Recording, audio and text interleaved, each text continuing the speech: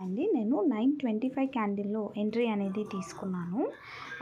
ఎందుకంటే ఎప్పుడైతే 49,048 level cross అయిందో అక్కడి నుంచి కూడా అప్ టు 49,200 వరకు నా టార్గెట్‌ని ప్లేస్ చేసుకున్నాను. అండ్ ₹300 ప్రాఫిట్ అనేది వచ్చింది. తర్వాత రివర్సల్ అయింది కదా! నేను చేసిన మిస్టేక్ ఏంటి అంటే రివర్సల్‌గా మళ్ళీ ట్రేడ్ అనేది డౌన్వర్డ్ ఎంట్రీస్ తీసుకున్నాను.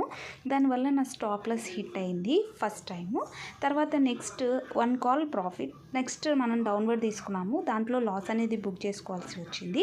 తర్వాత నేను ఏం చేశానంటే 49,200 లెవెల్ అనేది కరెక్ట్గా 11 తర్వాత ఎంట్రీ అనేది అప్వర్డ్ బ్రేక్ అయినప్పుడు ఎంట్రీ అనేది తీసుకున్నాను. అక్కడ మళ్ళీ రివర్సల్ వచ్చేసి 49,000 నా స్టాప్ లాస్ ఉండింది. అక్కడ రివర్సల్లో నా స్టాప్ లాస్ అనేది హిట్ అయిపోయింది. సో ఓవరాల్గా 1 ప్రాఫిట్ ఇచ్చింది. 2 కాల్స్ అనేవి ప్రాఫిట్ కాకుండా లాస్ని బుక్ చేసుకోవాల్సి వచ్చిందనమాట ఈరోజు. ఎందుకంటే సడన్గా ఫ్లక్చుయేషన్స్ అనేది ఎక్కువగా ఉండడం వల్ల అలా 2 కాల్స్ని లాస్లో బుక్ చేసుకోవాల్సి వచ్చింది.